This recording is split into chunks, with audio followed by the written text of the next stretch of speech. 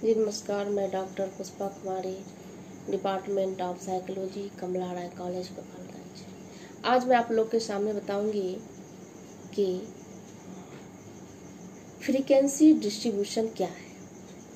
Frequency distribution का अर्थ होता है कि जब किसी अंक की पुनरावृत्ति बारंबार हो तो उस अंक की इस पुनरावृत्ति को उसकी आवृत्ति ही कहेंगे।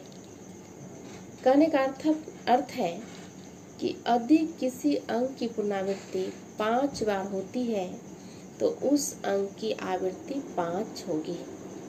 इसी प्रकार 8 बार यदि पुनरावृत्ति होती है तो हमारा आवृत्ति 8 होगी।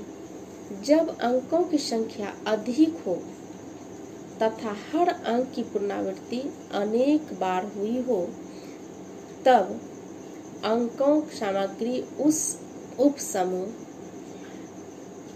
में आबद्ध कर उनकी आवृत्ति को सम्मुख दर्शाने की विधि को हम आवृत्ति वितरण कहते हैं।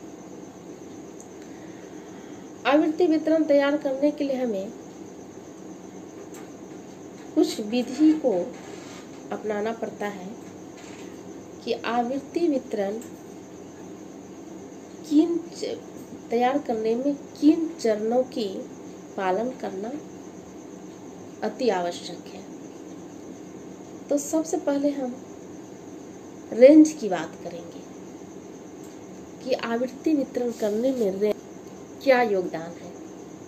सर्वप्रथम उच्चतम अंक हाई स्कोर और न्यूनतम अंक लो स्कोर ज्ञात कर लेंगे और एलएस और एचएस प्लस एलएस अंकों के बीच अंतर ज्ञात करते हैं।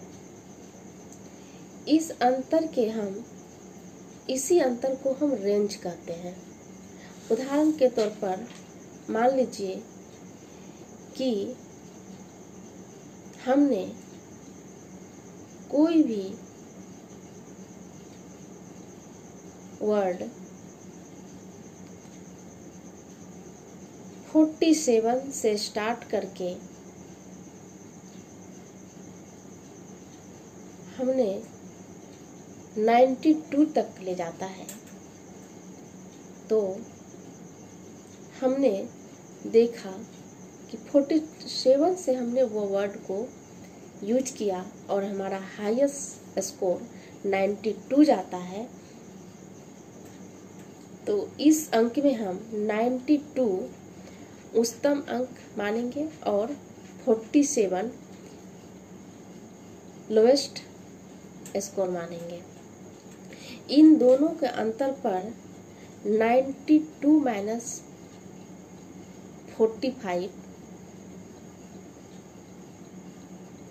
को या 41 को माइनस करेंगे, हमारा जो स्कोर आएगा वो हमारा रेंज कहलाएगा।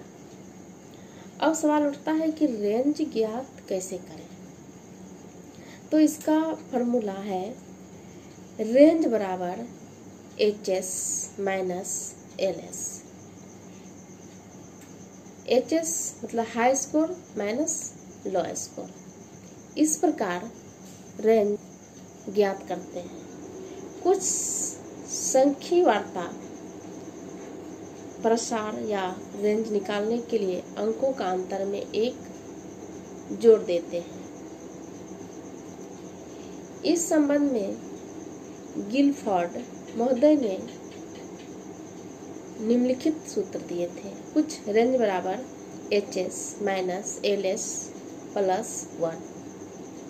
इस आधार पर उपयुक्त उदाहरण का विस्तार किया है जिसमें कि high score minus low score minus 1। अब जो हमारा स्कोर आता है तो हमारा रेंज कहलाएगा। धन्यवाद।